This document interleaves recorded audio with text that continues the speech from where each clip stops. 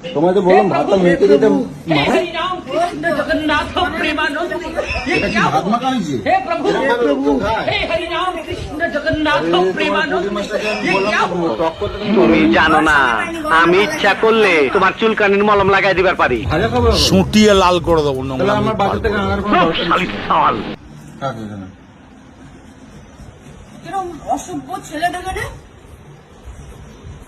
কত বাবার জমিদারি আছে রে যে এই খাবারটাকে এরকম করে নিচে ফেলে দিলি। হ্যাঁ এরকম কালো কালো মাছ ভাজা কেউ খায়? তুমি একবার পাতে দিয়েছো, আমি তোমার তো বলছি একটু মাছ ভাজা, এই মাছগুলো পরি মাছগুলো আর শখ করে আনছে একটু টক করে দেবো। তুমি এরকম ভাবে তুমি আমার পাতে দিয়ে দিয়ে এরকম ভাবে মাছ ভাজা দিয়ে ভাত খাই? কাকে জিজ্ঞেস করে নিচে ফেললি এগুলো? কাকে জিজ্ঞেস করে ফেললি? কোন জমিদারের বেটা তুই? ঠিক করছি, ঘরে তাদের ছাড়বো না থেকে কি জল করে? পড়ে আর বড় বড় বাতেলা। ঠিক করছি। খাবো না তাই ফেলাই দিয়েছি। এখানে রাখতে পারিসনি বাটির মধ্যে? কোথায় রাখবো? এখানে রাখতে পারিসনি? খাবি না যখন ফেললি কেন? আমার মনে হচ্ছে তাই আমি নিজে ফেলাই দিয়েছি। তুমি খাবা? তুমি খাবা? বেশি বাড়াবাড়ি করিস না। তুমি খাবা? তুমি খাবা? তুমি খাবা না ওইখান থেকে তুলে খাও? আমাকে মাথা গরম করাস না, বুঝলি তো? গলায় ফড়া দিয়ে মাছ সব গলায় ঢুকিয়ে দেবো, বুঝতে পেরেছিস? ভাজা না টক জন্মের মতন খাইয়ে দেবো, খাওয়া শিখিয়ে দেবো একদম, বুঝেছিস?